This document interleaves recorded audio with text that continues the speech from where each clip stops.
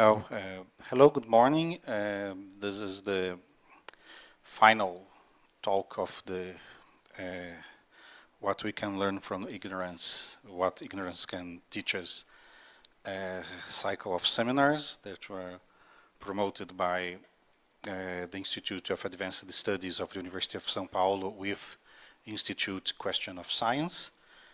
As you online and here at the auditorium can notice, I'm speaking English, or trying to, because our guest today is from England, Michael Marshall. Please join us, Marsh. Marsh is one of the founders of the Merseyside Skeptics. He's a member of the Good Thinking Society of England. In 2013, he recorded an interview with the vice president of the Flat Earth Society. There is a Flat Earth Society in England. It's the oldest Flat Earth Society in the world, I guess. And he also went to the first Flat Earth Convention in England. And today he's going to talk to us about these experiences and what Flat Earthers think, what's their mindset, and how did we get to this point when we have to discuss Flat Earth in a university setting. We are just a few messages. We are online. You can watch us at www.iea.usp.br/ao vivo. I won't say ao vivo in English because it's quite crazy. We are being recorded. Questions from the public will be open for questions from the public after Marshall's talk. The questions should be made at the microphone, and please identify yourselves when you ask your questions, and please ask your questions. Don't offer supplementary lectures. Please put your cell phones on silent mode. And to the public that is watching us online, you can send your questions to the following email: iearesponde, all in the same word, iearesponde, @usp.br. Okay, I didn't try to say this in English. It was smart of me. We'll have pictures and video of this lecture at the media library of the Institute of Advanced Studies, www.iea.usp.br/mediateca, or in the YouTube channel within 10 days from this presentation. Marsh, the floor is yours. Thank you everyone for coming along, and thank you, Carlos, for that introduction. It's a pleasure to be here in Brazil and to give this lecture. The lecture series, obviously, learning from ignorance, so I guess I am the ignorance that you're going to be learning from today. So I've been involved in skeptical activism for 10 years. I was a co-founder of a community group in the UK as a skeptical activist, the Merseyside Skeptics Society. And then for the last 5 years, I've been the project director of this charity called the Good Thinking Society, set up by a science writer called Simon Singh. And it means that part of my job is to investigate unusual claims. People who are claiming that they can talk to the dead, people who are claiming that they can cure cancer with whatever they want to sell you. All these manner of different claims that people make. Where those claims aren't backed by good evidence, I turn up to try and understand why people believe in these things, understand how they persuade people to follow them. And if they're making very dangerous claims, I work with the media, and I work with regulators, and I sometimes work with the police to get information about those dangerous claims out there so the public can understand why these things don't work, how we can tell what's true and what isn't true. And so that's part of my job. And as in that job, I think I'm the country in the UK, I think I'm the only full-time skeptical investigator in the UK. And then another part of my job is traveling around the UK and occasionally traveling around the world, telling stories about the experiences that I've had and the things that I've learned to try and help people to question these ideas and to explore these ideas. And it does mean that part of my job is to go to rooms filled with strangers and try and encourage those strangers to doubt things. And whenever I tell someone that my job is to encourage strangers to doubt things, someone looks at me as if to say, that isn't really a job, is it? And to those people I say, that's how good I am at making you doubt things, that you even doubt my career, doubt whether my job is even real. So as well as doing these kind of in-person investigations over the last 10 years, I've had another side project where I have a podcast called Be Reasonable. And in that podcast, I talk to people that we disagree with. And instead of having the kind of conversation that I'm sure you may have had in the past with someone you disagree with, maybe online, where you tell them they're wrong and they're an idiot and you show how right you are and you have a big argument, instead of doing that, I try to have a civil discussion and say, we disagree, but I want to know why. I want to try and figure out what we disagree about, why we disagree about it. How do you support a position that I disagree with? Let's have a polite discussion and see if we can learn from each other what that gap is. So I can try and learn as much as possible when people are persuading people to believe in bad ideas. I can learn as much as possible what those people are told and why they're being persuasive. And if I know those arguments, I'm better at speaking to people about why those arguments aren't real, why they don't work. And so in 2013, for Be Reasonable, I interviewed a member of the Flat Earth Society. And ever since then, I've given talks all around the country in the UK, and I've mentioned for years now that I spoke to the Flat Earth Society. And people would look at me and say, oh, come on, there isn't really a flat earth society. People in the world don't really believe the world is flat. This is a made-up thing. These people are joking. They're having fun. They're being silly, but they don't believe it. And so it's very strange to me then that a few years ago, after I've been looking into this for years and years, suddenly it's all over the news. And there's people in the newspapers and people in documentaries who are saying the world is flat, and the movement has exploded. And you may have seen some of these things. So you may have seen, for example, the coverage in several newspapers. There's the BBC's coverage. In fact, there was a conference here in São Paulo only a fortnight ago of flat earthers, and there it is covered in The Guardian, the UK newspaper. And has anyone seen the Netflix documentary, Behind the Curve, which is all about the flat earth movement? So how do we get to this place where it used to be that the flat earth movement was very small and no one had heard of it, and now it's huge, and it seems like there are thousands of people, and it's very prominent? Well, because I've been watching it for a while, I think I can understand and explain that explosion and see what drove that explosion. And to understand it, we have to look a little bit into the history. And so the real modern flat earth movement, it actually goes back to about 1838. There's a chap called Samuel Rowbotham, who was an evangelical creationist. He believed the world was 6,000 years old, that Darwin was wrong, there's no such thing as evolution. And the way that he was proving that the Bible was literally true about the way that the world was created was to say, if you look at the world around us, I can prove to you that the world is flat. And if I can prove the world is flat, I can prove to you that the part of the Bible that says the world is flat must be literally true. And if those are literally true, all the rest of it about it being 6,000 years old and created in 7 days, all of that must be true as well. And he did this in 1870. He had an experiment where he had a friend of his in a rowing boat row along a canal, a flat river in Bedford in England. And he said, if you look at the curvature of the earth as the conventional view would have it, after 5 miles of my friend rowing away from me, he should disappear over the horizon. And the curvature should be between me and my friend, and I shouldn't be able to see him. And his friend rowed for 6 miles, and he could still see his friend after 6 miles. And at this point he said, you see, the world has to be flat, because how can there be a curvature that should have my friend out of sight in 5 miles if I can still see him 6 miles away? And what he was missing is that his friend was 6 miles away, and there was a curvature, but light was bending around that curvature in much the same way as light bends when you look at the curved edge of a glass of water, and it distorts an image, and you can see an image in a slightly distorted way. And that's what was happening. His friend was being carried on the bended light over the horizon, but they didn't realize this at the time. And so this was around about sort of the 19th century, and when Samuel Rowbotham, he published all this information in 1881 in a book called Zetetic Astronomy, The Earth is Not a Globe. And these were all of his arguments that he said he's demonstrated, he's observed evidence that the world is actually flat. And when he died, one of his followers, who was an English aristocrat, a very wealthy lady, spent a lot of her money to publish this document as far as possible and get thousands and thousands of people to join the Zetetic Astronomy Club, this idea of the world being flat. The very first ever flat earth society, flat earth group, was called Zetetic Astronomy. And in the late 19th century, there were thousands of members of this group. But as we progressed into the 20th century, decade by decade, the membership started to get smaller and smaller.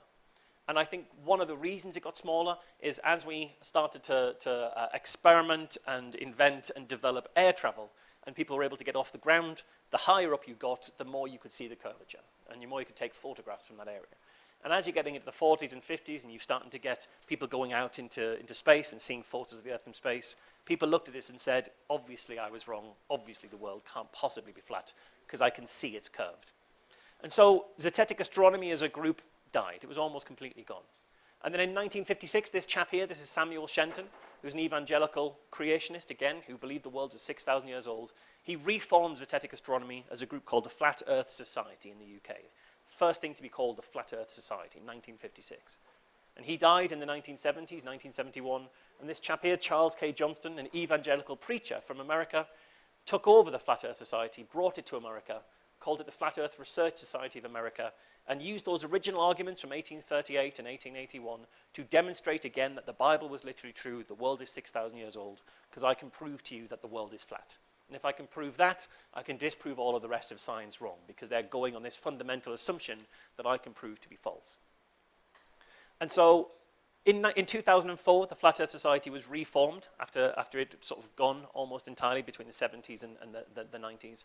It was reformed again in the UK as the Flat Earth Society by a guy called Daniel Shenton. And this is how I first came across it, this website called the Flat Earth Society. And it was mostly an online forum where people were sharing their arguments about how we know the world is flat, sharing their different proofs and having arguments and debating and trying to find more and more sophisticated ways of demonstrating that anybody who thinks the world is round must be wrong, because I can prove to you the world is flat. And it was this kind of forum that I found very fascinating, because when I interviewed the vice president, Michael Wilmore, in 2013, I learned a couple of things about what the Flat Earth movement was about. That I thought it'd be one collective community, but actually they were split in lots of different interesting ways. Partly, the community was split between people who genuinely, absolutely believed the world was flat, and people who knew for a fact it wasn't, but just enjoyed arguing a position that they knew was false. They enjoyed trying to find inventive and strange and funny ways to demonstrate why everyone else was wrong, even though they knew the world was round. And these were people who were maybe trained physicists, who understood how the world really worked, but wanted to have some fun on the internet, to convince some people and to win arguments that they thought were unwinnable by finding unusual proofs. But the problem is this set of people, who were very well-educated trolls, were so successful that they really convinced the first set even more. And they got more and more people more passionately to believe that the world was actually flat. And they grew the number of passionate believers. So that was one split in the society. The other split in the society that I found fascinating was around what shape the world is. Because when I first came across the idea of the flat Earth, I assumed that everyone had the same idea in mind. You know, much like this kind of logo, where you have the Arctic Circle in the center, and you have all of the continents spread around it, and then you have Antarctica as a ring of ice around the edge of the disk. And that is what some people thought. But there was a really passionate counter-argument. And these people would argue the whole time. And the other side of this argument would be, yes, the Arctic Circle was in the middle, and yes, there were countries spread around it, and yes, there was ice. But instead of the ice being a single line around the edge of the disk that kept us all in, this other side of the argument thought that ice went on forever in all directions. There was no end to the ice. They believed that the world was an infinite plane in all directions that bisects reality. And I love this idea of it being infinity that bisects reality. There is above reality and below reality, but you can't get from the ground, from below to above, because the ice goes on forever. And this was a very passionate argument that was happening in the flat Earth world in 2013 when I came across it. And people would have very aggressive arguments about why, no, it's infinity forever. No, it's a disk. But both these arguments struggle to explain some things about the world. And you may, if you think about them for a while, you might find some of the things that are problematic. One of the things that's a real problem for both versions of the world is gravity. It's very difficult to explain gravity as we observe it if you don't have a spherical Earth with a large mass in the center that pulls people towards that central mass. You can't explain gravity very easily otherwise. But the problem is the Flat Earth Society had this collection of people who were well educated, knew it was nonsense, but enjoyed trying to argue it anyway. And they said, well, what is gravity? Gravity is a force that accelerates downwards. You know, if you let go of something, it will accelerate towards the floor at 9.8 meters per second squared. Every second it gets faster by 9.8 meters per second until the ground stops its acceleration. That, they said, was identical to a world in which when you let go of something, it stays still and the ground comes up to meet it. So they said, gravity isn't pulling things down, but in fact, the entire world is traveling upwards and getting faster and faster and faster, and that's why things fall. They stay still and the ground comes up to meet it. They said the Earth is an infinite plane in all directions that bisects reality and is accelerating upwards at 9.8 meters per second squared, and that's how gravity works according to them. But people would look at these arguments and say, well, if you are accelerating forever, there is a problem with that. And there's physicists in the room, I'm sure. What's the problem with accelerating forever? The speed of light, absolutely. So people would argue and say, you must be wrong, because if you accelerate forever, eventually you're going to overtake the speed of light, and you can't do that. It's the speed limit of the universe. But we have these educated trolls who are having fun. And they say, well, you're right that you can't go faster than the speed of light, but if you look at Einstein's theory of relativity, it says that as you approach light speed, time begins to slow down. And what's happening is the Earth is accelerating more and more, but time is slowing down, and it all works back out again.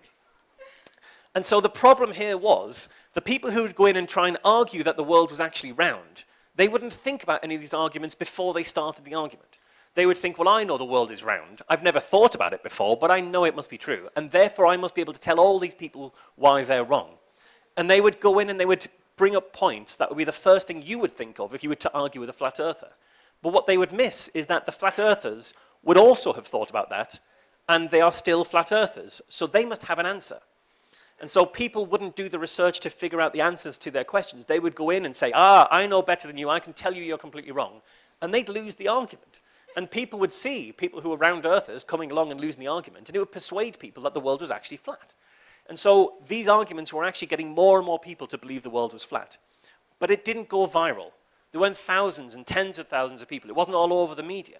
And I think part of the reason for that is that the arguments were quite sophisticated. You had to understand basically what Einstein's theory of relativity was before you could understand how it explained gravity in a flat Earth universe. And you can't do that by sticking it on a picture with some text and sticking it on Facebook and having 50,000 people share it. So the arguments were sophisticated enough to prevent people being able to prove them wrong, but they were so sophisticated that they were stopping them spreading even further, because you had to really understand them to spread them. And this is where the flat Earth was when I first encountered it in 2013. So I've got a few versions of what the flat Earth looked like. This on the right there, that's the conventional model, the AE model, the azimuthal equidistant model that you might think of with the Arctic Circle in the middle. The second one is what the Vice President had in his mind. He said this better explains the way that ships can travel around the world and how long they take to travel around. So this is his version of the flat Earth. And this one on the far left here, this is one version of the infinity of ice model, the infinite plane model. And the reasoning behind this argument goes, if we are beings that are stood on land in the middle of the water, in the middle of the ice, we're basically in a puddle. And if we're in a puddle, maybe there's another puddle. And if there's another puddle, there might be more land. And if there's more land, there might be more beings. And that's where aliens come from. So if aliens are visiting us all the time, where are they coming from? Well, to the flat earthers, they're coming from a different puddle. So this, I think, is an example of what happens if you have an existing pseudoscientific idea in your mind that we are being visited by aliens all the time, and then you come across an idea like flat Earth that might not be able to explain aliens very well. Instead of throwing out the aliens, you put the two together and you form a new theory. Here's my version of flat Earth that can also account for aliens. And in fact, this better explains aliens, because now we know where the aliens are coming from. So this is the kind of thing that was going on in flat Earth in 2013. But this wasn't going viral. This wasn't shared by thousands and thousands and thousands of people. So how did we get to a point where it exploded? Well, I think one of those things that exploded it is the publishing of this book in 2016. This is an ebook and a YouTube series by Eric Dubay. And of the many flat earthers I've spoken to a few dozen flat earthers, I think, at this point, the vast majority cite this video as one of the reasons they got into the flat earth. This was persuasive to them.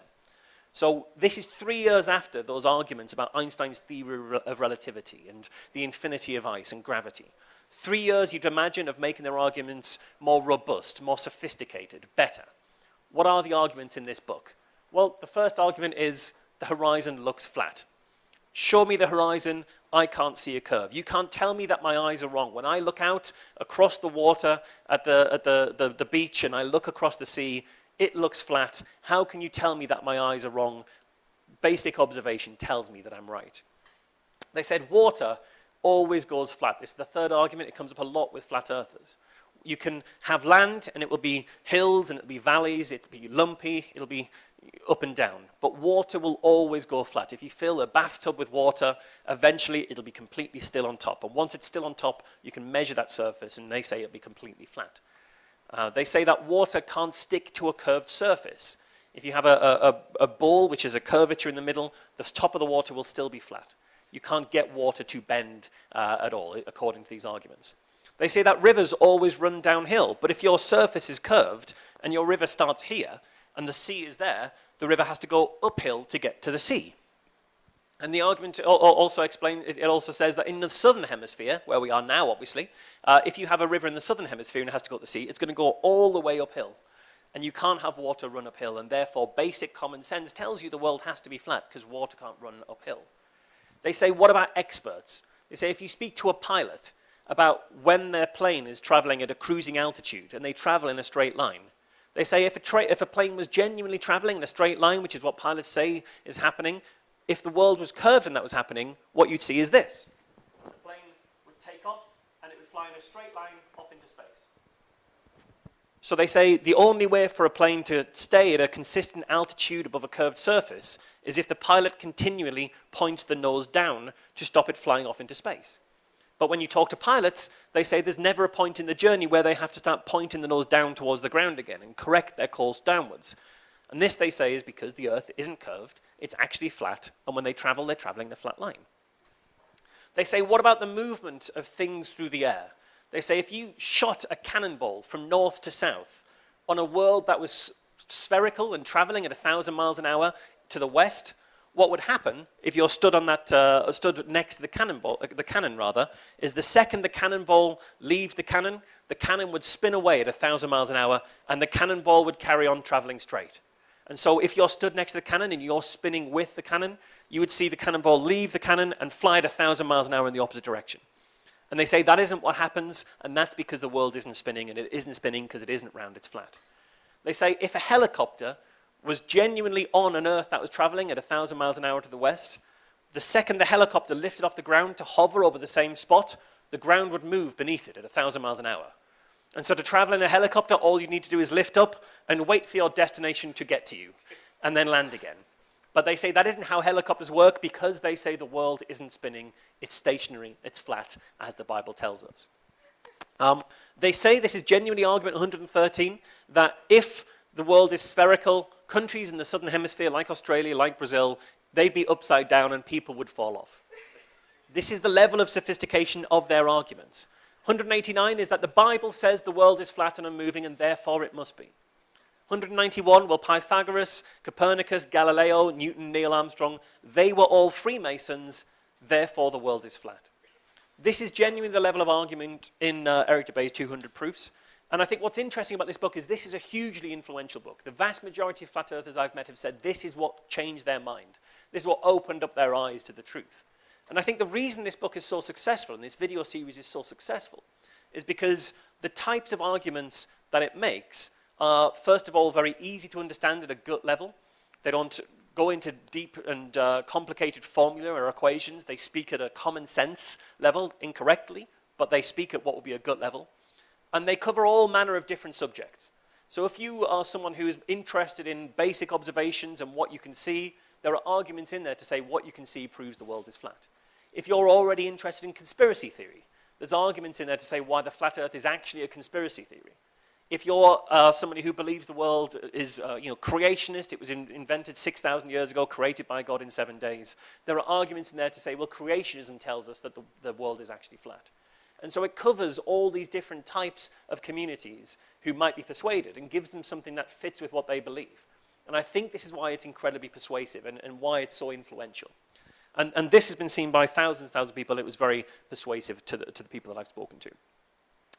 One of the other most persuasive arguments, or one of the most important moments in the last 5 years, really, of Flat Earth, is the publishing of videos by this chap here. This is Mark Sargent. If you've seen the Netflix documentary Behind the Curve, he's the main person in that documentary, really. And Mark Sargent is someone who believed that there was all these conspiracies before he came to Flat Earth. So he said that JFK, John F. Kennedy, was assassinated by the US government, that the moon landing was faked, it never really happened. That there used to be a civilization that lived on Mars, and they carved a face on a mountain on Mars. These are all the things he believed. And he said in 2014, he was watching a moon landing video on YouTube, and YouTube recommended a Flat Earth video to him. And he thought, the world can't be flat, this is ridiculous. I'm going to watch this and prove how wrong it is. And he said he watched the video and spent 9 months trying to disprove it, trying to prove why it can't be true. And when he said after 9 months he couldn't disprove this video, he said, I was left with no other choice but to accept it must be true. Of course, in doing that, what he's done is he's thrown out the expertise of anybody whose field of expertise involves demonstrating or using arguments or using evidence that the world is actually round. All of that expertise, all of that scientific knowledge, you throw out because you can't personally disprove a video. You might not have access to that knowledge, but if it's not yours, if you don't already have those observations, you throw it away because you can't personally disprove these things. And this is how he came to be a flat earther. And I interviewed him in 2017 after he'd produced a series of videos called Flat Earth Clues in 2015. Hugely influential, I think the second or joint first most influential series of videos on Flat Earth on YouTube. So because I'd already spoken to flat earthers at this point, I thought, well, when I interview Mark Sargent, the first thing I'll ask is, what version of flat earth do you believe in? Because I think it's important to understand what's in the other person's head and that we have a shared understanding of the topic we're talking about before we start to investigate it more. And he said, well, he does believe that the world is actually a disc shape with the Arctic Circle in the middle, but not only is it a disc shape, but it's underneath a dome. And he said it's very much based on the film The Truman Show. It's Jim Carrey, where he lives in a giant dome as part of a reality TV experiment. He doesn't realize he's in the dome. But Mark Sargent says it's no coincidence that it's like the film The Truman Show, because the people in charge of Hollywood know that we live in a giant dome, and they put the film out The Truman Show to confuse people. So if people start to say, I think we live in a giant dome, they could be dismissed. Oh, you've seen the film The Truman Show and you took it too seriously. You're thinking of fiction there. So he thinks the people who know that the world is under a dome are actually the same people as who control Hollywood. And if you can imagine what that means, we'll get to there shortly. So how do we know that this is true? Well, he says there's a few different clues. And one of the clues, he says in the 1960s, the USA, Soviet Russia, they were engaged in the Cold War. They were intimidating each other from across the world. And one of the ways that they would intimidate each other is to try and find a base, a military base that they could use of strategic importance to show how important and to intimidate from. And obviously, Russia tried to get a base in Cuba as part of this kind of expansionist program, this expansionist strategy. And part of that expansion was both the USA and Soviet Russia looked to Antarctica, to try and have a military base in Antarctica to exploit the mineral wealth and to be able to intimidate from there. But according to Mark Sargent, when the USA and Soviet Russia got to Antarctica, they found the edge. That's when they hit the wall that is at Antarctica that keeps us in the dome. And at this point, according to Mark Sargent, the Cold War was over. USA and Russia agreed to hide the truth of the dome from the rest of the world and pretend to still be at war. And everything in the next 30 years nearly of Cold War was a lie that they were perpetrating to keep everybody believing that they were still at war, to hide the truth of the dome from the world and everyone around them. And they say, if you look at those evidence, Mark Sargent says, of this being true, if you look at the long-range missile capability testing of the USA in the 60s and 70s and onwards, they would fire those long-range missiles straight up in the air. Why, says Mark Sargent, would you fire a long-range missile straight up in the air to see how far you can shoot it? If you want to see how far you can shoot it, Mark Sargent says, you shoot it as far as you can. But why shoot it straight up in the air? Well, Mark Sargent said it's because they were trying to figure out how high up the dome was. They were using their missiles to bomb the ceiling on top of the world to see what it was made of and to see where the dome ended, see where the parameters of our world are. Now, I would argue, if you genuinely have an opponent who is in this kind of phony war, this Cold War, this intimidatory war, you don't want them to know what your capabilities are while you're testing it. So you shoot it straight up in the air and work out from the thrust how far it could go. And that way, it's much harder for your enemy to track these long-range missiles and understand what your capabilities are. And also, you don't accidentally bomb somewhere because you're shooting a missile. But no, Mark Sargent says they were trying to bomb the ceiling on top of the world. But he says this isn't all supposition. There is evidence of this. And one of the points of evidence that he brought up was the gravestone of Wernher von Braun.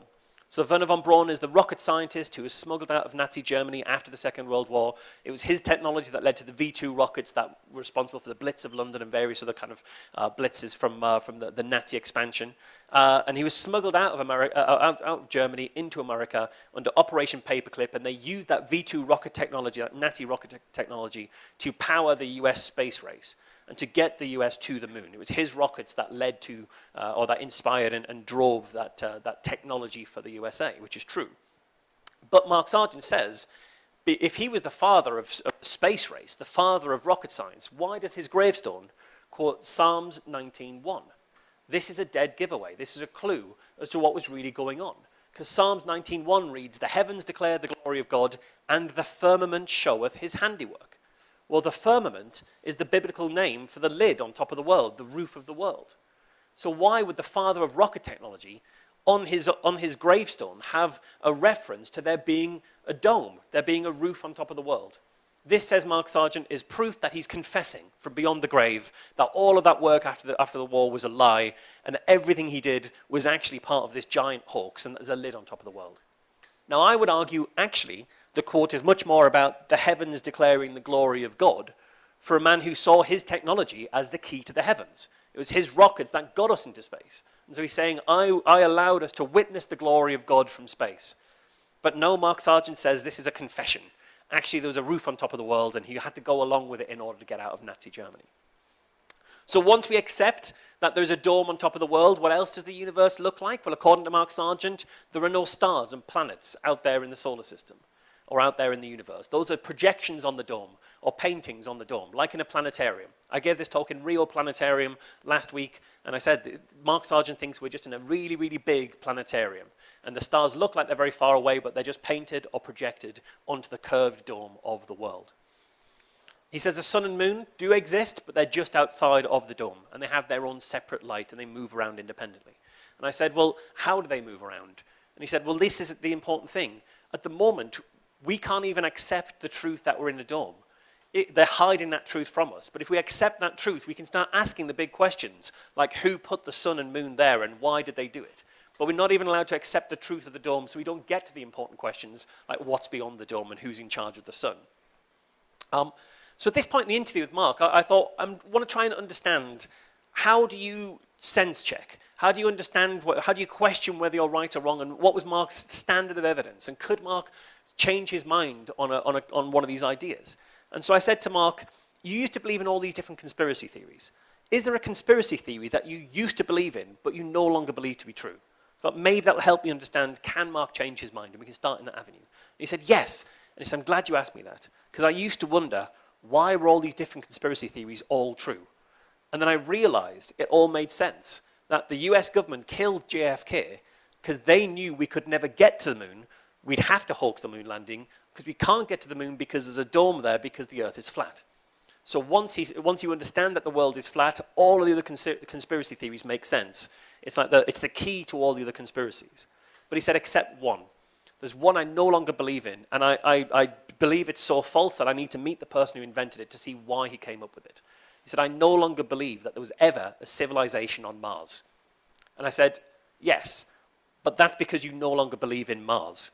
You no longer believe that Mars exists. There can't be a civilization on something if it's not actually there. That's not quite the question I was asking, is that you aren't dismissing the civilization on Mars, you're dismissing the existence of Mars, which is getting further from reality, according to me, rather than getting closer to it.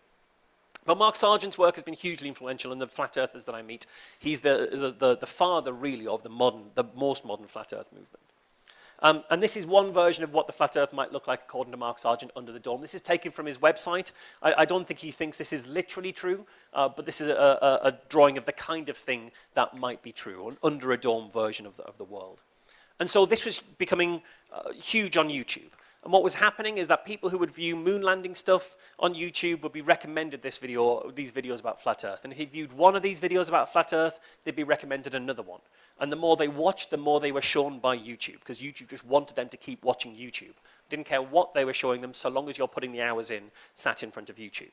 And so when one video goes up about flat Earth, and people put up a response video about how they believe it, and how passionate now they are about flat Earth, all these different videos end up being recommended to one another and becomes this kind of network that the more you're watching, the more you're given to watch, and the more you're sent down this rabbit hole, the more you're radicalized into being a flat earther. And this was starting to impact a lot of people and start to convert a lot of people. In fact, at the last meeting of the American Academy of Sciences, there was a paper presented where they went to the American Flat Earth Convention and asked people, what persuaded you that the world was flat? And of the 40 people they spoke to, 39 of them said, I saw it on YouTube. That's what converted me. I saw YouTube videos.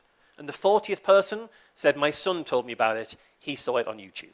So YouTube has been a huge driver of this movement. And I can explain why if people want to know a little bit later about the technological reasons why I think YouTube is responsible and why this works. But it goes beyond YouTube. In fact, this was actually in Chester, a city near where I live, where people have gone on the street to preach the truth about the flat Earth. And you can see there, Flat Earth 200 Proofs is on his poster, so it's the Eric Dubay arguments. And this is a chap from a Flat Earth group in Chester.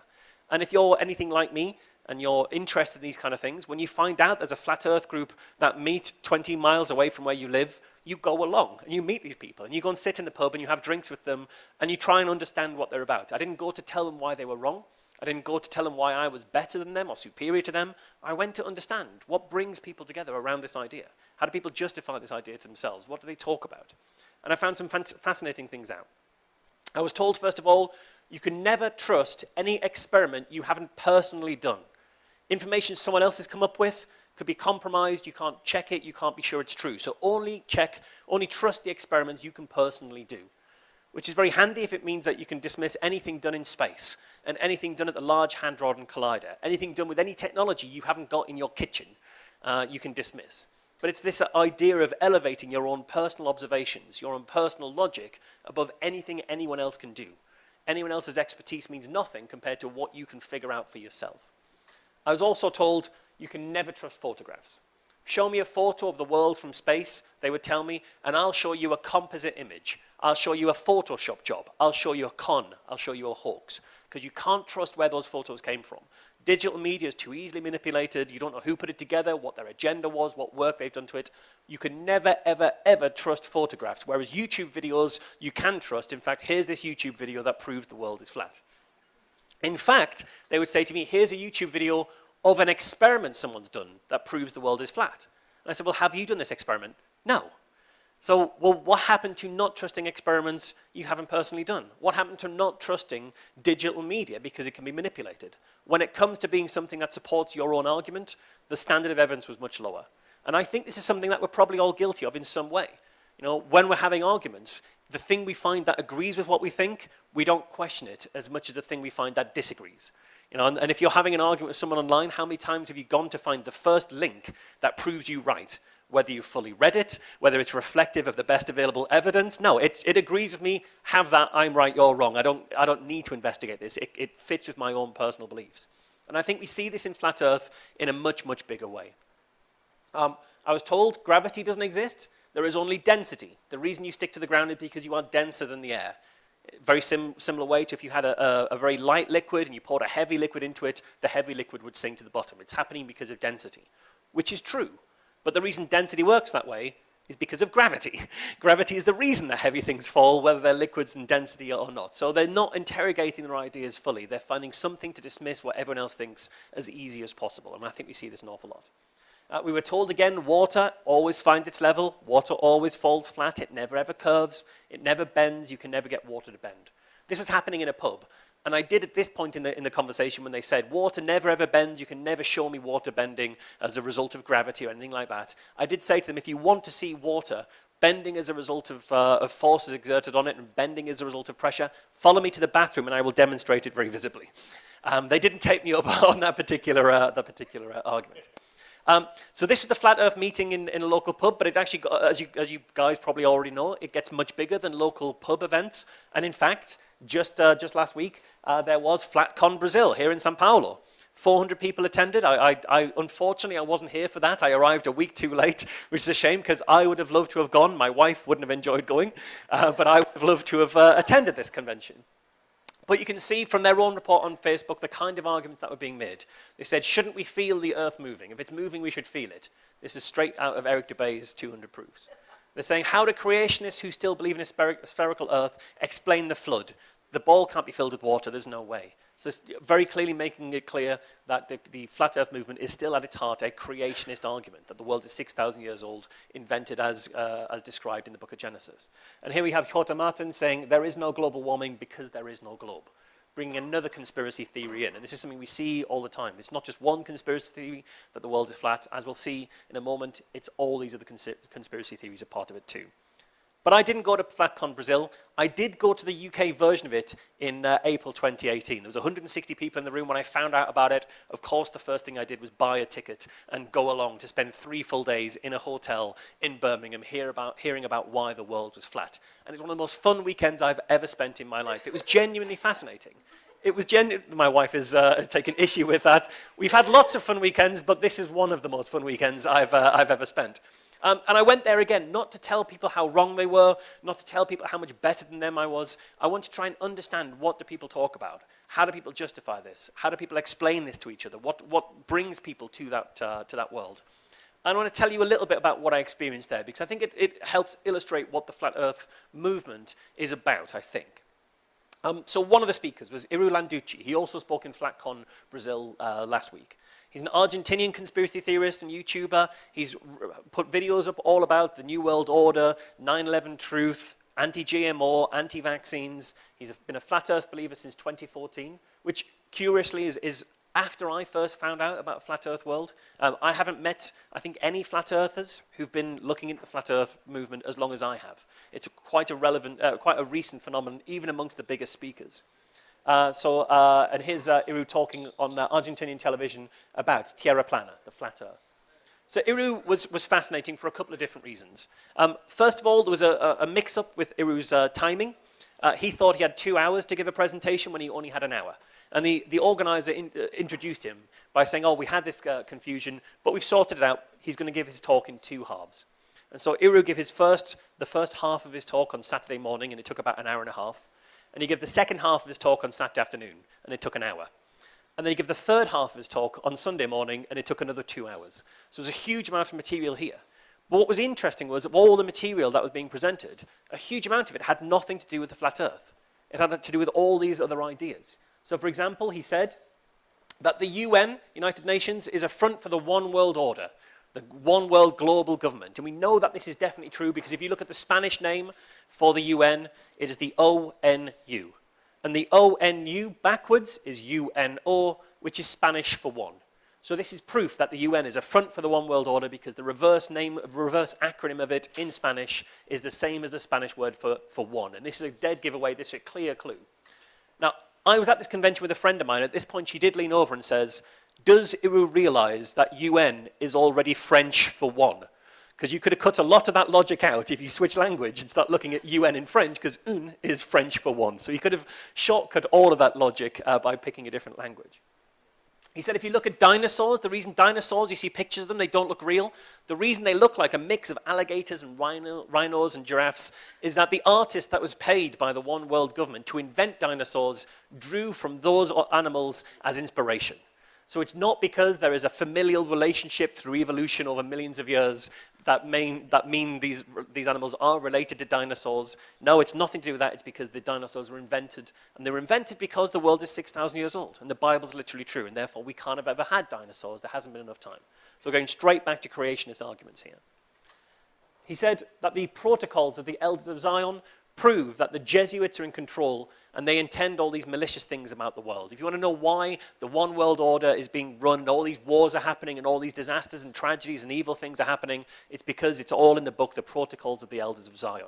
Now this made my blood run cold. because the Protocols of the Elders of Zion is a very famous document. It's a Hawke's book written in the 19th century, which claims actually that the Jews are in control of the world and they have all these evil plans. And it's been completely debunked. The work was actually ripped off from a work of fiction about Machiavelli, the Italian politician in hell.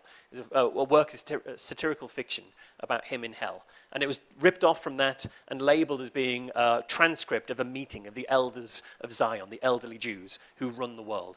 So we had this anti-Semitic conspiracy theory being brought up at the Flat Earth Convention.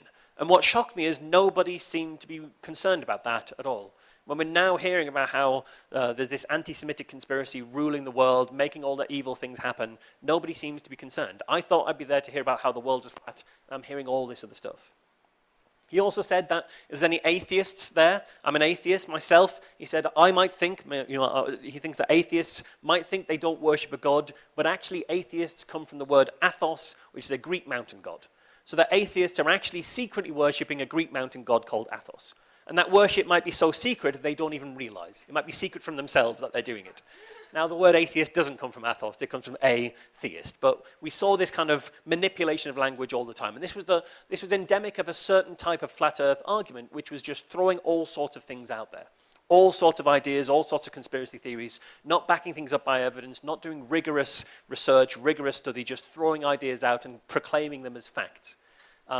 So that was Iru Landucci. One of my favorite things about Iru, actually, was when he was introduced, the organizer said Iru actually arrived in Birmingham 24 hours earlier than was expected. He said, we expect him to arrive on Friday, and he arrived on Thursday, or it was Thursday, Wednesday, something like that. And they said it was this hilarious kind of mix-up that I had to run to the airport to rescue him because they didn't expect him to arrive for another day. And isn't this a mix-up? But I heard that story, and I thought, yeah, I bet that happens all the time when your worldview can't account for the international dateline. When you can't explain why it's a different day in different parts of the world. Does this kind of thing happen all the time? I'm not sure. So that was one type of the lecturers that we saw was Iru Landucci. A good example of the other type of lecturer that I saw is a chap called Dave Murphy. So Dave's a really interesting character. He was a former software engineer on Wall Street, a computer programmer who used to work in the financial district of New York. At the same time, he was a volunteer fireman in New Jersey. And he was a volunteer fireman in New Jersey when September 11th happened. And he wasn't involved in the cleanup or rescue operation, but he knew people that were. And obviously it hugely affected him as it affected the entire city of New York and all of America and arguably the entire world. And it deeply affected him. And he said, as a result, in 2005, he became a 9/11 truther. He said what he saw that day proved to him it couldn't have been that the official story was true. It had to be the case that the government was involved in bringing down those towers, in making all this thing happen. He also said that in 2005, he suffered what he describes as a midlife crisis that leads him to live an off-the-grid lifestyle. And that off-the-grid lifestyle since 2011 has involved drinking his own urine and washing in his own urine each morning. Because he believes that urine has all these curative properties. He said that urine reverses aging, is helpful with AIDS, with cancer, with smallpox, and more than 60 other conditions. All of these different conditions, he says, can be alleviated or cured by drinking your own urine, washing your own urine, injecting your own urine, using your urine as a magical cure for everything. Now, Dave wasn't speaking about urine therapy and being able to cure cancer, but he was selling a book about it. He was there at this Flat Earth Convention. I didn't expect to be seeing someone who says you can cure cancer with urine speaking at a Flat Earth Convention. So Dave came to Flat Earth in 2014. He said he came after looking at curvature calculations about the way that the world worked. And he was interviewed on Macedonian television. And the arguments he made were very similar to the ones that we've already seen. You know, Antarctica, the explorers there found the edge of the dome. Planes can't travel faster than the spinning of the world. Planes can't land on a runway if that runway is traveling at 1,000 miles an hour. How is a plane going to hit a runway that's moving at 1,000 miles an hour on the ground? Similar kind of arguments to what we've seen. And he made these arguments in this Macedonian television program where he speaks for an hour.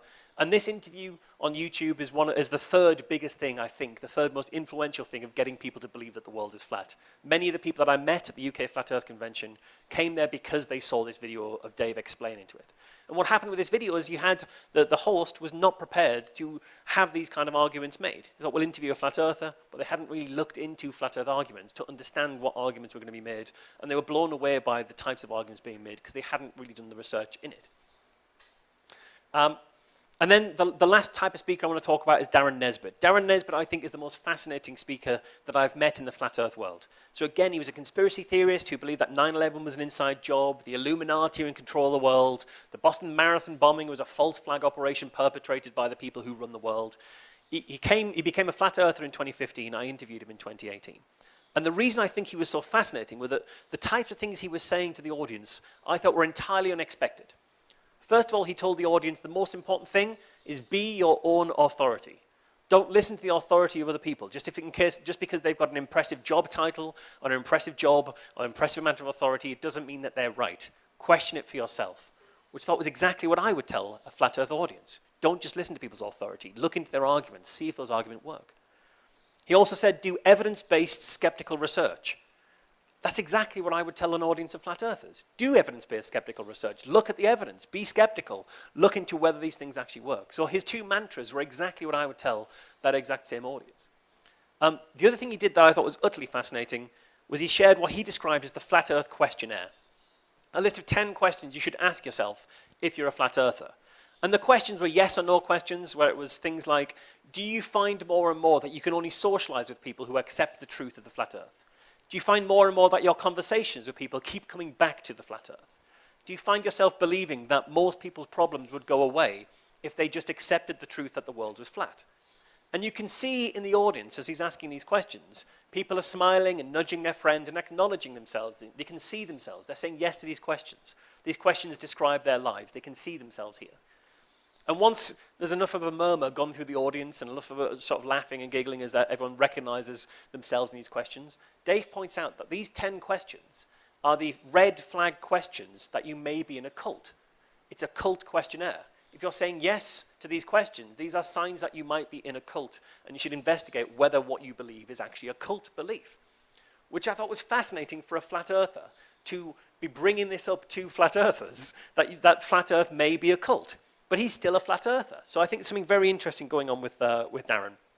One of the reasons he thinks flat earthers are a cult, he says this model cannot possibly be true. We can tell for certain this model can't be true using basic observations. You said, we've never seen the edge. There's no photographs of the edge, no video of the edge. We've got airplanes and drones and helicopters. By now we would have seen something. We've never seen any indication that there is an edge, that there is a wall. He said, what about the distances in the north and south? For the flat earth to be true, the southern hemisphere would have to be extremely, I can't point at the screen, unfortunately, my pointer. The southern hemisphere would have to be much more spread out, because in a circular version, a spherical version of the world, the southern hemisphere is going towards the shortest part at the point of the circumference. But in a circular version of the world, a flat version, everything would have to be spread out around the edges. And that isn't the case. He said the northern hemisphere, the southern hemisphere, they both see different sets of stars. How would that be true in this model, where the northern hemisphere would be towards the center of the circle and the southern hemisphere would be towards the circumference? How would it be possible for someone in Australia and someone in South America to see the same constellations, but nobody in the northern hemisphere in Europe could see them? That would be impossible if the world was flat and we're all looking at the same set of stars. He said, what about the equator and the observations we have of centuries of sailors sailing around the world and how long it takes? We know that going around the North Pole and the South Pole is the shortest way to get from point A all the way around to point A again, and the longest way to do that is to go around the equator. But in this version, that couldn't possibly be true, because the longest way would be around the circumference, which would be what we would call the South Pole. She said, this can't possibly work. It has to be lies. It was given to you by the people who want to throw you off the scent about what the world really looks like. The people who control the world and want to make people doubt the flat earth, they put this out as a lie that people couldn't possibly believe if they really investigated it. What I thought fascinating about that was, after pointing out why this model has to be a lie, the next speaker who gets up and talks about this model, nobody in the audience seems to be disturbed by that. Nobody in the audience says, well, what about the last guy who just proved this model was wrong? Everybody goes back to accepting this model. It's not about having to figure out exactly what version of the world is true. It's about accepting that what everybody else thinks is false. Once we accept that, it doesn't matter what flavor of true we are. We just know that everyone else is wrong. So what does Darren Nesbitt believe? Well, he showed a version of the world that he says works much better. And his version of the world, where you can travel across the north and the south in the same amount of time, and the equator takes the longest to get across, his version is this. And so you can see there, for the points of the diamond across the center, that would be the longest way. That's the equator. That would take the longest to get from point A to point B. And going across the north and the south would take about the same amount of time. So this isn't a terrible model, but it does suffer from some drawbacks. And if you look at it for long enough, you might spot a couple of those problems with this model for if this is what the world actually looks like. And one of those problems is the edge. You know, if you sail towards the west, eventually you drop off the edge into whatever's beyond that. But Darren Nesbitt says that's only if you believe that there is an edge. But if instead what is actually happening is there's a four-dimensional time-space warp going along each of those edges, this all starts to make sense. Because now, if you travel to the west, you go through the time-space warp and you reappear back from the east. Like Pac-Man. You go off to the left, you come back onto the right, you can travel forever. The Pac-Man version of reality. Now, I look at this model and say, well, actually, this does fit a little bit better with observations about the world. So this is better than that circular version, better than the flat disk version. But this time-space warp, having to invent a four-dimensional time-space warp, is a bit of a problem. But this model can be improved if you just hold it up and bend that diamond backwards until the yellow line meets the yellow line and the red line meets the red line. And what you then have is a three-dimensional object that allows all the things that Darren talked about, but doesn't require the invention of a four-dimensional time-space warp. And in fact, if you take more measurements than just at the North Pole, South Pole, and the equator, if you take multiple measurements all the way along that four-dimensional time-space warp to see what happens where you appear on the other side and connect those up, you get back to a sphere. So I think what's happening is Darren is actually rejecting the flat Earth model and getting, in my opinion, closer and closer to a sphere. And I hope one day he'll be able to get back to the sphere. I don't know whether he will, but I'd like to believe that he's able to investigate his own ideas enough to get back to a sphere.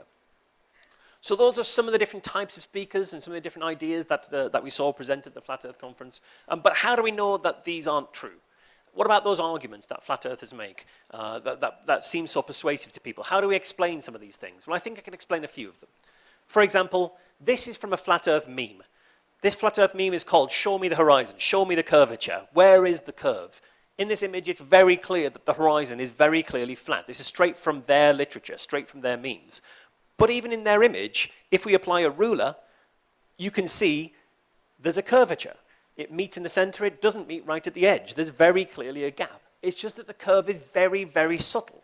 And this is what's going on, unfortunately, is that this is what the world looks like. You know, 24,901 miles in circumference. But we never get to see it like that, or very few of us ever get to see the entire world in one view. We don't get to see the curvature fully in our own sphere of vision. We don't even get to see that much curvature. We don't even get to see that much curvature. We might get to see a bit like that much curvature. And when you compare that to the circle, already just by zooming in on that initial circle, we get flatter and flatter and flatter. And the problem is we aren't built to comprehend the scale of the world. Our minds are built to deal with the everyday things that we see in our lives. They aren't built to deal with magnitude of that size. And so when you appeal to someone's gut instincts, you appeal to what they can observe. And it's very hard to persuade someone that what you're looking at right now is a curve. It's just too subtle for you to notice. You have to really understand the model and understand how subtle that curvature actually is to understand why the horizon looks flat. Then we have this thing about airborne objects, you know, cannonballs flying, helicopters flying. How is it possible that a cannonball can fly through the air on a spherical world and not shoot off to one side at 1,000 miles an hour because you spin away from it? And what this is missing is that when the cannonball leaves the cannon, if the cannon's traveling at 1,000 miles an hour to the west, so is the cannonball. When it leaves the cannon, it was already traveling at 1,000 miles an hour in that direction. And it travels through air that's also spinning at 1,000 miles an hour. And there's that preservation of momentum, which isn't instinctual. It doesn't feel true. It doesn't feel at a gut level true. You have to really understand the physics of the world to understand why this is true. And there's a great illustration of this. This is a trampoline being pulled by a tractor at 20 miles an hour. And you can see this man in the red, he's going to jump up and down on this trampoline. And your gut tells you that because the trampoline's moving, the second he leaves the trampoline, he's going to fly backwards. As the trampoline, he's going to hit that wall, or he's going to go up and over the wall and land on the ground as the trampoline moves as he leaves it. But actually what happens is, because he leaves the trampoline traveling at 20 miles an hour, he preserves that momentum and he lands back. He's actually traveling in an arc and landing back on the trampoline. This doesn't feel true, But it works when you look at the physics, when you really investigate the physics. You have to really understand the model that you're dismissing and interrogating before you're able to do the work about it. So it's not about going with your gut, it's about going with an understanding of what's going on. The same is true with the water argument, about water bending, about water travelling uphill. This is a chap who at the UK convention said, I can prove to you the world is actually flat and I can prove it using a glass of water. He said, if I pour a glass of water over my head, which he did on camera, he said, you'll see that the water runs off my head because it can't stick to the sides of my head. It won't all just stay on this spherical object, it'll run off. And if there was water on a ball earth, all that water would roll off the earth. It can't stick to a ball. But what they're missing is, again, they haven't fully understood the model they're dismissing. This is one of their memes. This is straight from flat earth literature, saying if rivers are running to the sea, those rivers on a globe earth would have to go uphill. Whereas on a flat earth, those same rivers, once you flatten it out, are running downhill, and that makes sense. But what they're missing is they think gravity is doing that. It's pulling down. And at the top of the curve, it's pulling straight down, but at the sides of the curve, it's pulling perpendicular to the curve. That's the model of gravity they have in their head. And if I apply that model of gravity to their meme, they're right. The water has to be running uphill at those sides if gravity is doing that. But gravity isn't doing that. Gravity's pulling towards the center of the curve. So gravity's actually doing that. At every different point, it's pulling directly towards the center of the circle. And if we apply that version of gravity to their own meme, we can see pretty clearly that at each of those sides, the water is running downhill. But you have to understand the world before you dismiss it. You can't just dismiss something based on the first thing you can think of to dismiss it. You have to really understand it first. They make this argument a lot about what about aeroplanes traveling.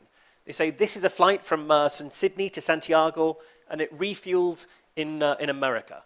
This, they say, makes no sense in a globe model. Why would they have to come all the way to the northern hemisphere to come all the way south again? This can't be true, but if we apply it to a flat earth model, it's a straight line. This makes suddenly way more sense. This has to be true. The airplane movements themselves prove the world has to be flat and not spherical. But again, what they're missing is what they're really looking at here.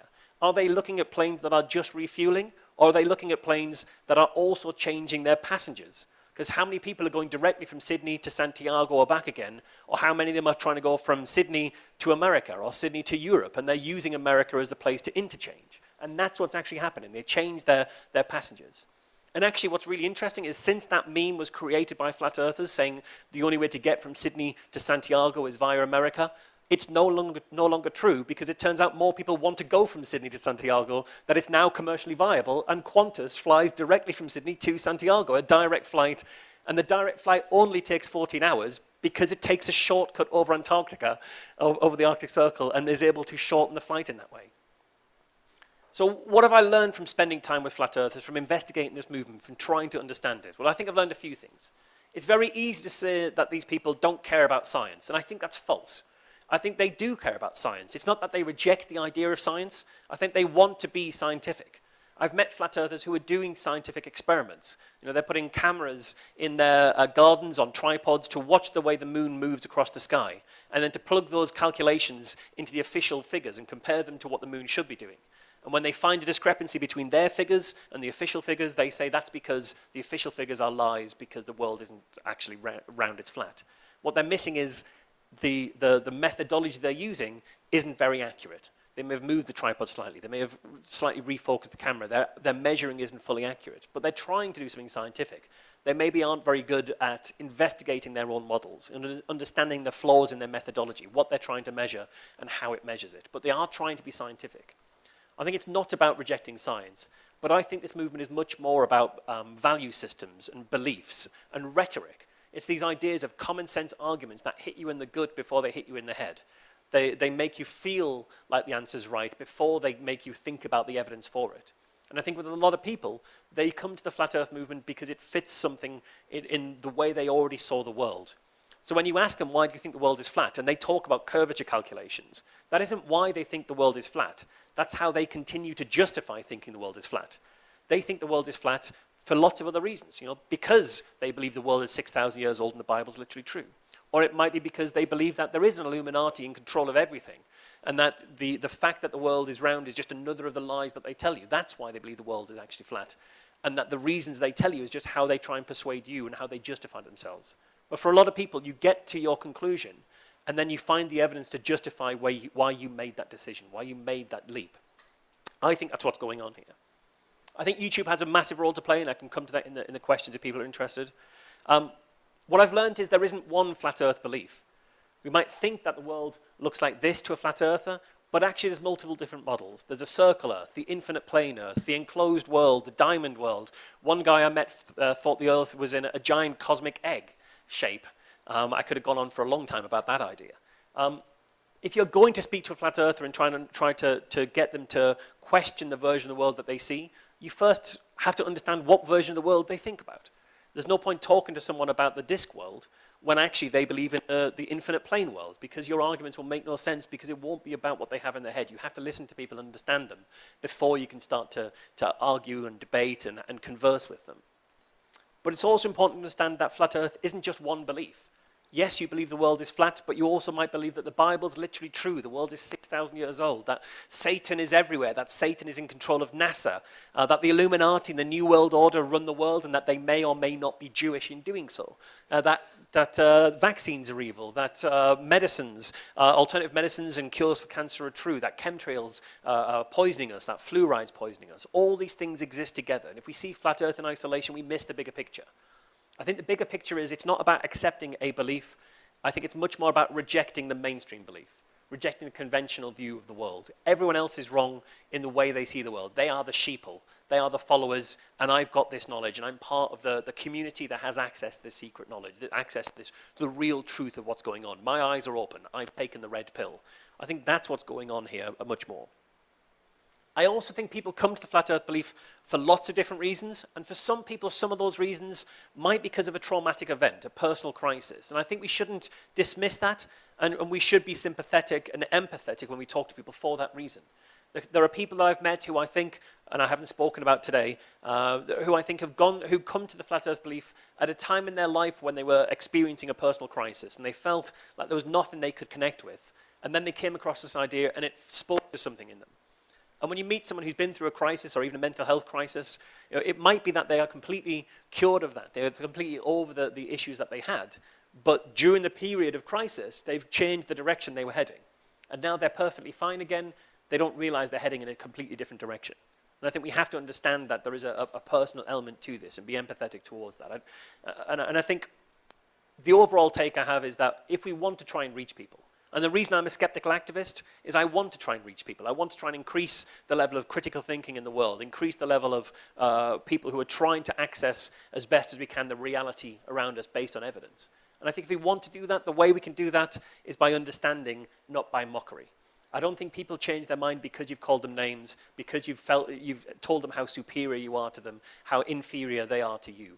I think they change their mind by making a connection with them, by feeling they've been listened to, by feeling they've been connected with. And I think if we're going to reach people, I think that's the way that we do it, by trying to be understanding, by proving to them that we're interested in them, and by reaching them at an interpersonal level, humane level first. So that's my talk. Thank you so much for listening. I'll be happy to take questions, but thank you.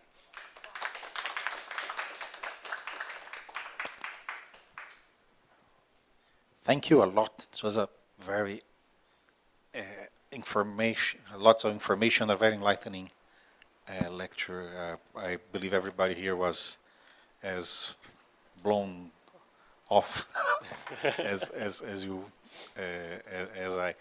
Now, so we are opening for questions. If you are watching online, you can send questions through the email earesponde, numa palavra só, @usp.br.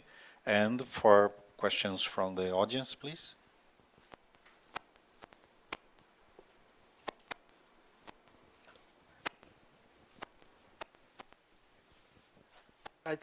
Maybe I should introduce myself. I am Arnaldo Mando. I'm from the math department, the computer science department, actually. Have you ever met a flat earther that has read Terry Pratchett?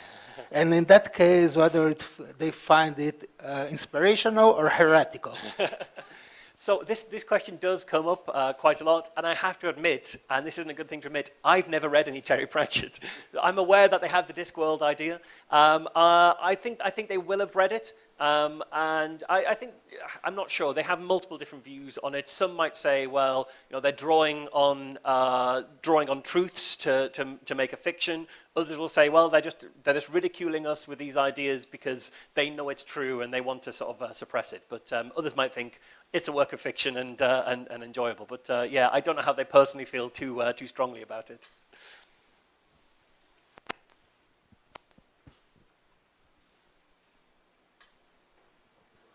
No, any other questions about anything at all? You don't have to be shy, anything at all? Oh, there you go.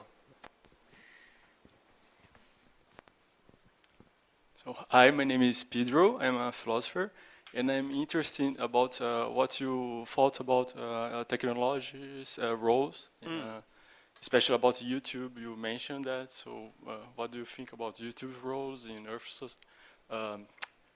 flat Earth belief? Yeah. Okay. So I think YouTube has a huge role to play, and I've worked with the BBC on investigating this too. So I think the reason YouTube is so influential is this recommendation algorithm, this idea that you're watching a video, it recommends you the next video. And how YouTube used to do that, and they've tried to change a little bit, is they would say, YouTube obviously want to keep you watching.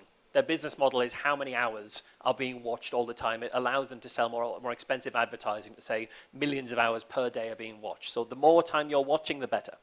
And what they used to do is they would say, if a video is being watched a lot, if many people have clicked on it, this must be a good video. And what they would miss there is that some people would click on a video because they believed it. Some people would click on it because they thought it was silly and fun. Some people would click on it because they wanted to do their own video making a rejection of every single one of the points. And they'd watch the video 10 times to go through every single one of the points in detail. YouTube wouldn't see 3 different audiences. They'd see one audience 3 times the size. This must be a really good video. Look at all these people watching it. And so they'd be more likely to raise it that way. They changed a little bit after a while and said, if you click on it and you only watch the first 10 seconds and you move on, it can't have been a very good video. So we'll now say the amount of time in total that video has been watched.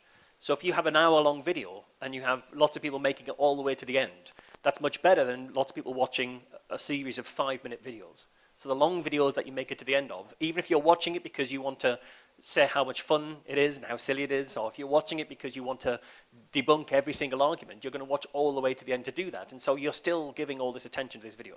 So YouTube would identify videos based in that kind of way, and they would flag videos up that are potentially interesting based on this kind of how much time have been watched. And then they would start recommending videos to people. And we know from studies that there's a huge number of people, a huge percentage of people who will watch the first thing that's recommended to them on YouTube. You finish watching a video, you may even have the autoplay set. So one video finishes, the next one recommended will play. And so people were starting to watch the recommended video. And YouTube would say, well, you're watching this video of the Earth from space. We'll see if you're interested in the Flat Earth video. If you are interested in that video, if you do click it, well, you like the Flat Earth video. So we'll show you another Flat Earth video, because maybe that will keep you watching. If we can tempt you to watch another video, we'll keep you watching. Once you've watched a couple, they say, well, you really like Flat Earth videos. So we're just going to keep giving you Flat Earth videos now. And this starts to change the way people see the world because they see so much of this content. So that was one of the ways that it was starting to work, is that once they started to show you a video, they would continue showing more and more videos of that kind of way. And the other way that people got into watching it initially is that when you search for certain terms, some of the most sensational titles will be the ones that you clicked on. So if you searched about the videos of the Earth from space, and there was a video saying, this video from the Earth from space is wrong and a lie by NASA, that sensationalism makes you say, oh, that's interesting. I don't think it's true, but I'm going to watch it anyway. And so you can get people in that kind of way. Now, I think this is something that's very, very similar, I think, to the way that Google used to be with search ranking. Now, it used to be that you could put a sensational title to your website with lots of keywords that had nothing to do with your website, but were very popular keywords, and people would click on it thinking that, oh, this must be about that particular thing. And so Google changed the way that they would rank websites so that you couldn't cheat in that way. And people would find a new way of cheating, hiding text in white on a white background. So when you search for certain words, you can't read it with your eyes, but the computer can see that it's there. And Google changed so that didn't work anymore. And so you had this constant battle between Google changing the way it worked and people trying to find a way to cheat it, and Google fixing that cheat and finding a new way to work. And eventually Google got to a place where it's pretty good. It's not perfect, but it's pretty good at eradicating these false directions, these false websites that are trying to cheat your attention. But Google did that because commercially they're a search engine. And a search engine that returns you irrelevant results is a search engine people won't use. It's a terrible index and people go to Bing or they'll go somewhere else, ask Jeeves. They'll find a different way of doing it. So Google commercially were incentivized to fix that problem. YouTube isn't a search engine. It's an engagement engine. It's an entertainment engine. So long as they're still being sensational, and so long as they're keeping you watching hour after hour after hour, it doesn't matter whether what they're returning is relevant. It only matters that it's engaging, that you watch it. And I think one of the issues with YouTube is that they don't have commercial pressures to fix it. Or if they do, those pressures aren't as significant as they were for Google. So they are trying to change things, but they have this kind of engine in place that drives people to a more extreme position because it goes through sensationalism and then the recommending and the recommending and the recommending of the algorithm does that. They're not doing it on purpose, but the algorithm's blind and just returns you what it thinks will fit. Now, I think that's true not just of Flat Earth. I think that's true of some of the other things that we see exacerbated by social media, exacerbated by extremism via YouTube. I think we see it in misogyny online. Lots of people going towards the men's rights activists and these types of ideas of, that feminism is an evil thing that's ruling the world. And these types of extreme radicalizing is driven by the same kind of sensational engine and recommendation engine. I think we see it with white supremacy too. I think we see it with some of the more extreme politics that we're seeing around the world, driven in the same kind of way. So there is this technological driver. And unfortunately, I'm normally a pretty optimistic person, but I'm pessimistic here because I don't think YouTube have, for YouTube to fix this, they'd have to say we need to stop making as much money. We need to find ways of making less money, but by doing a public good. And I don't think YouTube are incentivized to do that. I think they'll still want to try and chase the money. They'll say we're fixing it, but how well they fix it, I think I'm yet to be very convinced that they'll do a very thorough job fixing it. Yeah. Okay. Lia Amaral from Physics Institute.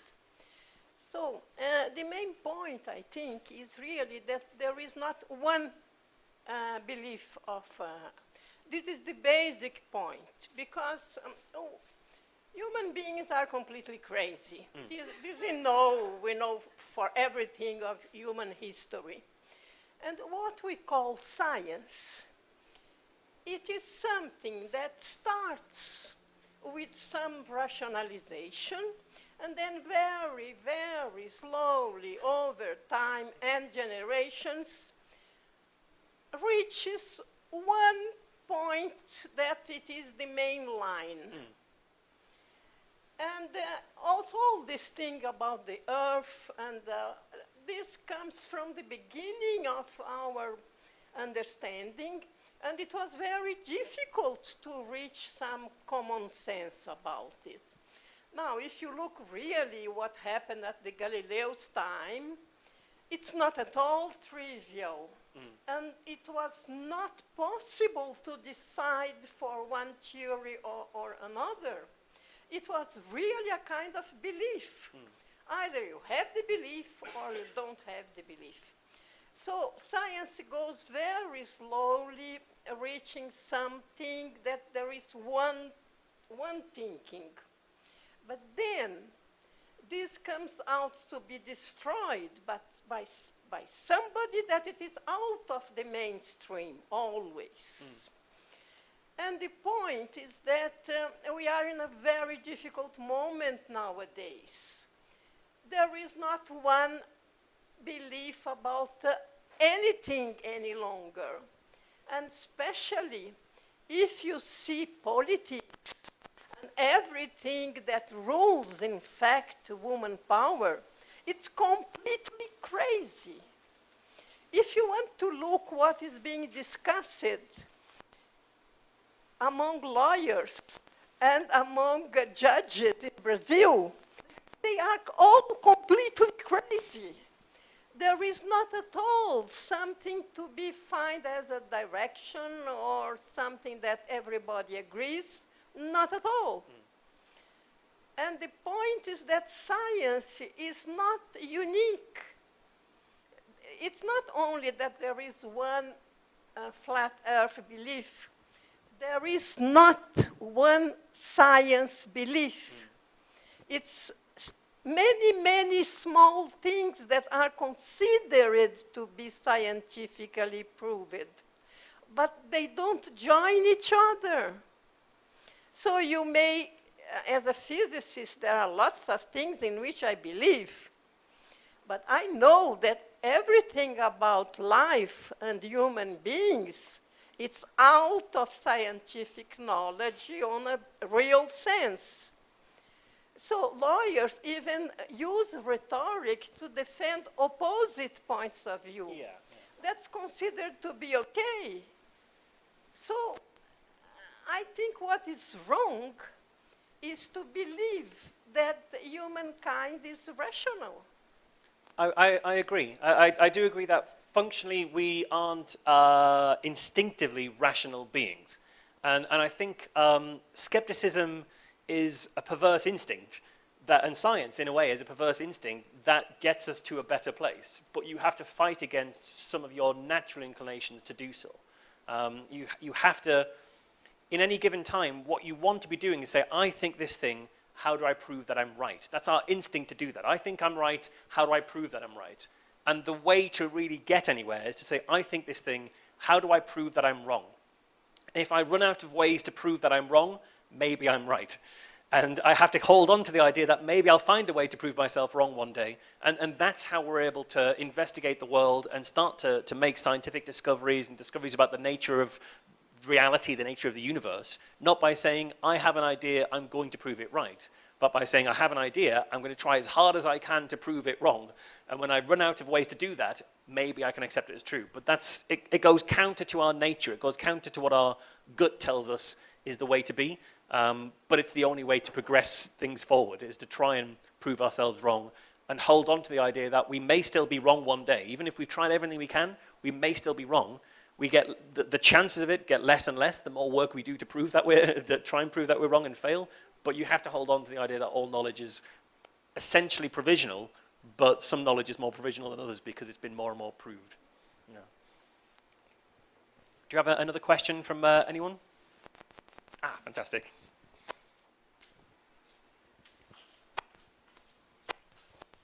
Hi, my name is Marcia. I'm from the Atmospheric Science Department. And my question is, what we can do as scientists to change the flat Earth belief? And should we do something? Should we worry about it? So I think we should worry about it, not necessarily because people think the world is flat, but because these other beliefs that come alongside of it. And I think some people will say, well, they think the world is flat, there's no harm there, it doesn't matter, let them think that it's silly. And I totally disagree with that. I think it's important that we do continue to be connected to people. Because if you teach people to accept that consensus and investigation and expertise is wrong in one area, you undermine the value of consensus and the value of expertise in all areas. So I think it is important that we reach them. And I found this when I was at the UK's Flat Earth Convention, and there were journalists there who were saying, well, isn't this fun? Isn't this silly? And I said, well, you could report it that way, but if you really want to know what's going on, do you see that couple over there who've got a baby with them? Go and ask if the child's vaccinated. Ask them if tomorrow that child took ill, would you go and take them to a doctor who you think are being run by Big Pharma and the Illuminati and chemtrails and all this stuff, or would you go and see someone else? Because I think once you abandon people and say, you're over there, you disagree with us, so I don't care about you anymore, you leave them to all these terrible ideas as well. So I think it is important that we do reach people. And I think the most important way to do that, I think there's lots of ways to do it. The way that I choose to do it is to try and, first of all, maintain the fact that these people are people. I hate the idea of people, especially who are very involved in skepticism. They may have done skepticism for a long time, and they say, I'm a skeptic, so I'm right. And I'll tell you the truth. I'll tell you what's right. And I'll just give you the information, and it is, give people the facts, and they'll change their mind. And if they don't, I don't care. I think that's nonsense. People don't change their mind like that. And the idea that we as skeptics and scientists, that if we try and elevate ourselves to being perfect, we miss the fact that we're also flawed. I guarantee I have some beliefs that are completely wrong. I don't know what they are, and when I find them, I'll try and change them. But you have to admit that, you have to accept that we're always flawed, and that these people aren't worse than us, it's just their flaws are different, and we can see these flaws and try and correct them. And if someone can see mine, hopefully they'll try and correct those too. So I think by continuing to reach people, by putting humanity into it, by accepting that we aren't flawless, perfect purveyors of all knowledge, that we can be wrong about things, that we're all part of the society together, and that by joining everyone together, we get further forward together. I think that's the way that we can do it. Now, I'm fortunate that I'm not a scientist. I don't have a PhD. I don't have a title.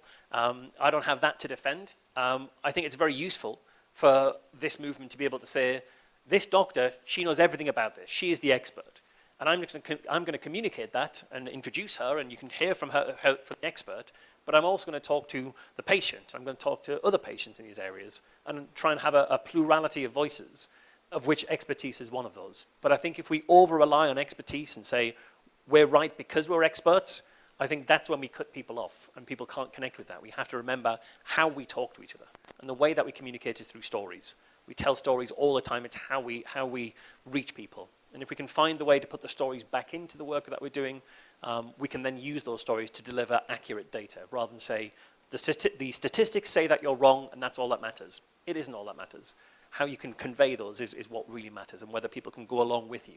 And the way that I try and tell this is through a personal story of the conversations I've had and the interesting things that I've found, as well as trying to tell the scientific information too, because I think it means that people can tune in and hear it in a way that if I just said, here's why the world is actually round, here's what flat earthers say, isn't this wrong, isn't it ridiculous, aren't they stupid, nobody would listen, and I'd feel terrible about myself for saying it that way. So yeah, we have to maintain that humanity, I think.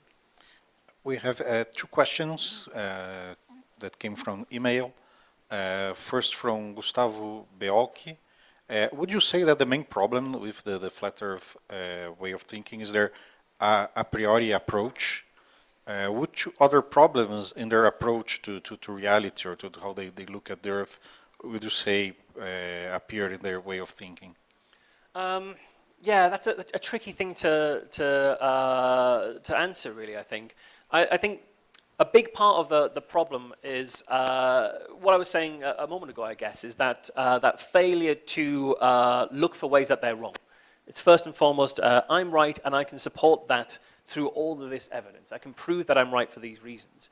But if you're never looking to prove yourself wrong, you don't actually ever see what's really going on. And I think that's what we see a lot of the time in the flat earth movement, is finding the first argument they can find that proves themselves right, and the first thing they think they can find that proves the other side wrong, whether that's a full understanding of the other side or not. I think a lot of the time, flat earthers don't spend, the people in the flat earth movement that I've met haven't spent the time really understanding what the round earth model is. So they will come up with arguments like, if you're in Australia, you're upside down and you'd fall off. They'll come up with arguments like, helicopters can't, planes can't travel faster than the spinning of the earth, which aren't really understanding what the world is like. It's finding a reason to dismiss something without having to spend the time understanding it. So I think that pattern, unfortunately, doesn't just apply to what shape the world is. It applies to these other things too. What is the background of NASA? How old is the Earth? Do vaccines work? They apply the same level of thinking to it, and the same assumptions that I must be right about something, I'm going to prove myself true, rather than I have this idea, how do I disprove it? And I think that's the main problem I see in this area of thinking.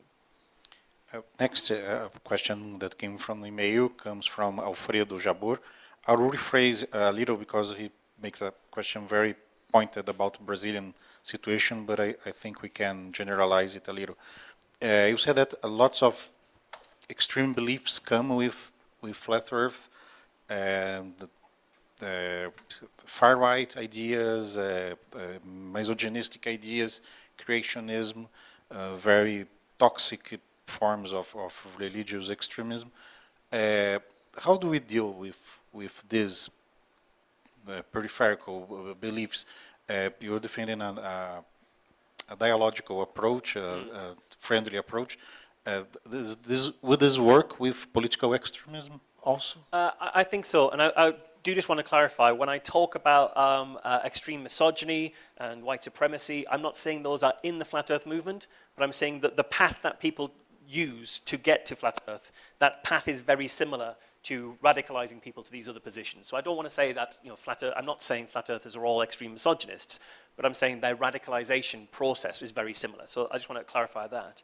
But in terms of how we reach people, I think dialogue is absolutely the way, I think. And I think treating people with humanity, with respect, not calling them names and assuming they're stupid or inferior, I think that's the way that we reach people, is to carry on keeping connected. By not say, it's very easy to say, they believe something that is totally different to me, so they can be over there and I never need to think about them. But I think we need to sort of bring people back. And I think that's also true of political extremism. And the way that you can reach people and have them check their ideas and question their ideas, I use an analogy for the way that I go about it that I think is useful. The analogy is, if you look at what would happen if an asteroid was going to hit the Earth. Okay? The Hollywood way of fixing that problem is you send up a team of miners with a nuclear bomb, send up Bruce Willis on a spaceship, and he blows that asteroid up. And the asteroid, in reality, if you did that, if you blew an asteroid up that was heading towards the Earth, all those pieces of asteroid would just rain down on the Earth. You wouldn't fix the problem, as you just spread the devastation. And that's what happens when you're arguing with somebody who disagree with you and you hit them head on with an argument. Big explosion, devastation, nothing productive. That's what happens when you do that. But if you talk to astronomers about the way that we would actually deal with an asteroid impact now, is you see that the asteroid is on a collision course, and you send up a body with enough mass to hang around near the asteroid, that the gravitational pull of just being near it, over time, very, very slowly, will alter the direction that asteroid is moving. And eventually, you may not even realize that the path has changed, but eventually that gravity will pull it away so it's no longer on a collision course. And that's how you change people's mind. You don't do it head on, you do it by being near them, by being connected to them, by asking little questions, by continuing to be the person in their lives that they love and respect, and just by saying, I'm interested in this, but when I try and follow it, I struggle to understand this. How do you explain this bit? Because I can't follow you, and I want to understand why you think that way. And if you do that, and you're not trying to do everything all at once, you can slowly get people to readdress and reassess what they think, and even change their mind as a result. But it takes time, and you have to be invested in them as people, and they have to be invested in you and people. You won't do it in a Facebook argument with a stranger. You will do it if you're spending 6 months talking to your brother-in-law who may have some strange beliefs, and you do it without being insulting. You do it without being dismissive or patronizing and condescending. You do it by being honest and respectful. Well, question there.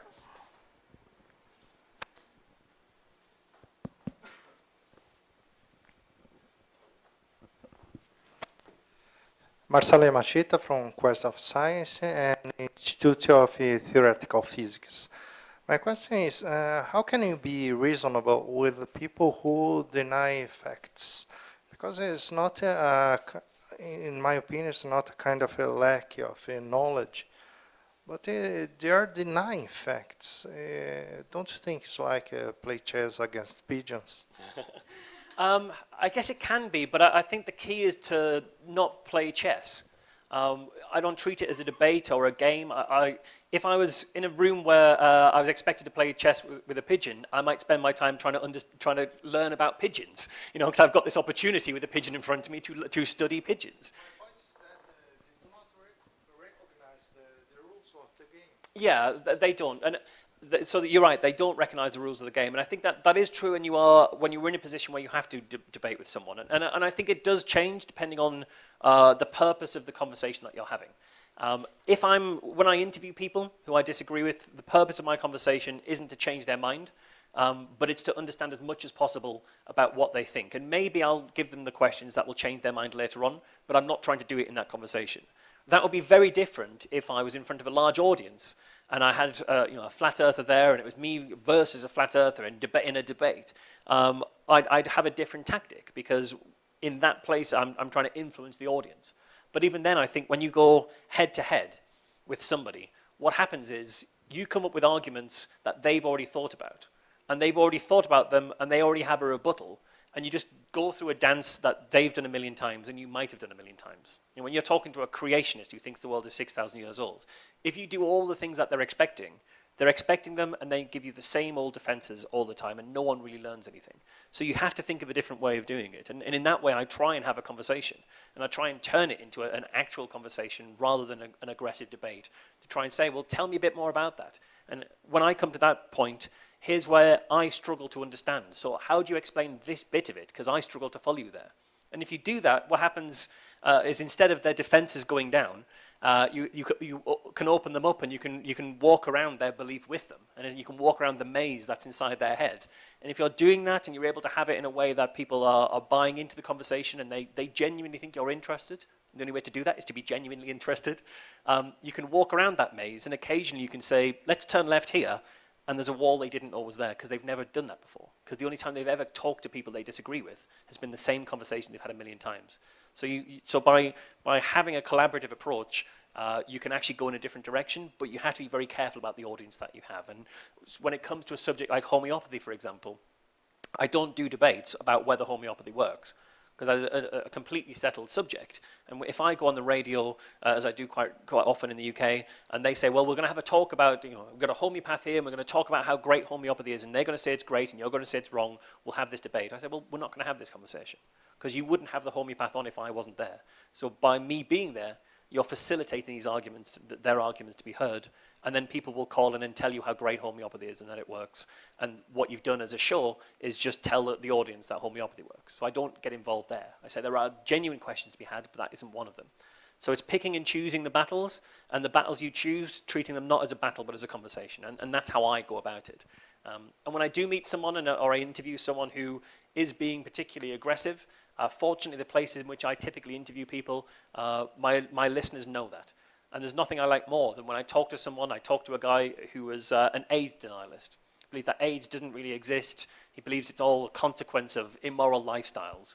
And he was very aggressive to me. And I thought, great, I don't need to do anything to prove your argument's wrong here, because your tone and the way you're insulting me and the way you're condescending me is doing it all for me. People who hear this will say, this isn't a nice man. I'm not invested in what he has to say. So it's about understanding the audience and picking your battles, I think. People? Yeah.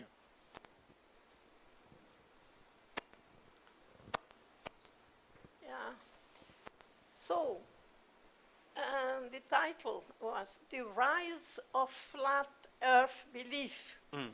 But don't you think that we are going to see soon the down of the flat Earth belief? Yes, yeah, I think it's That's already going. Yes, I mean, it's so obviously wrong that, and we understand why these things pop up. But I think that it is enough to don't give it too much attention, and it will fade out. So, I think other things can pop up, because that's just one detail. Much more dangerous is things that are really something to do with the life of people. Like, for instance, don't take vaccination or something like that. This is really dangerous, and you must really do something about it. But other things that are not really important, if people believe in what they want to believe, let them believe. Fight against, it's just useless. So yeah, I would disagree. I understand what you're You saying. must choose, you must give priority to which are the things that are really worthwhile fighting against. Others are just... So I do see what you're saying, and I think it's valid, but I think there's a few things with that. First of all, you are right that flat Earth belief is starting to go again. It's starting to get much smaller. But I think the reason it's getting smaller isn't because it was left alone. It's because people turned attention to it. And so you had a flat Earth belief, and then people were saying some things that people found interesting, and it spoke to people's gut level, and it got bigger. And then it got bigger enough to a point where scientists and people would start to see how big it was getting and say, this is ridiculous. And then it got bigger enough that people who are not only good at figuring out why it's wrong, but are also excellent at communicating it, they were turning their attention to it. And at that point, it starts to get smaller again because people first encounter it through those debunks first. So I think by giving it some attention, it actually collapsed the bubble. It expanded and then it collapsed for that reason, I think.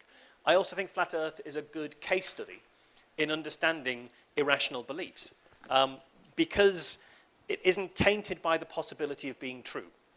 You know, when it comes to ideas of GMOs, you know, it's very hard. You can't point to a single fact that proves that GMOs are actually safe. You have to understand an awful lot about it to understand why that it's just another new technology doing something we've been doing for centuries, but doing it a different way. It's a lot more involved thing to understand before you know that it's definitely safe. Similar with when it comes to social issues like white supremacy, misogyny, things like that. You can't point to a single fact that proves those ideas are wrong. But you can point to facts very clearly with the flat earth that prove it wrong. So by understanding the flat earth, we can understand irrationality, untainted by the possibility of it being true. Understand the processes that drive it, the processes that reinforce it. And then once you understand that skeleton, you can see how that skeleton applies to these other beliefs and whether we can learn anything about them. I also think with flat earth, you're absolutely right that believing the world is flat is not as dangerous as believing that vaccines don't work. But those two ideas aren't separate. I haven't met many flat earthers who believe vaccines are safe. I haven't met many flat earthers who believe the Holocaust happened. One of my favorite questions to ask flat earthers is, before we get into the details of flat earth, tell me about the Holocaust, what do you think? And so many of them would say, well, I don't think it really happened, or there's no evidence it was 6 million Jewish people. So I think flat earth isn't just one belief, it is a cluster of beliefs. And it may be the thing that's kind of bringing a lot of people together, or some numbers of people together around that belief, but it isn't by itself.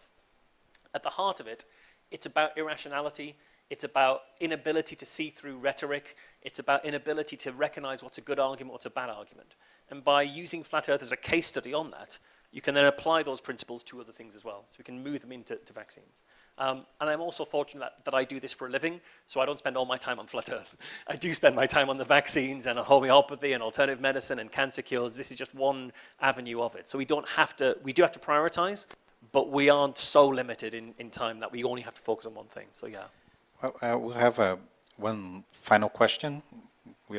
Unfortunately, we are getting ahead of time. It comes from an email from Marcelo Portualen, who is an astronomer and a physics teacher. Do you think that changes in the educational system, for instance, introducing proper scientific thinking in middle-level schools, would be effective to avoid the irrational beliefs developing like flat earth?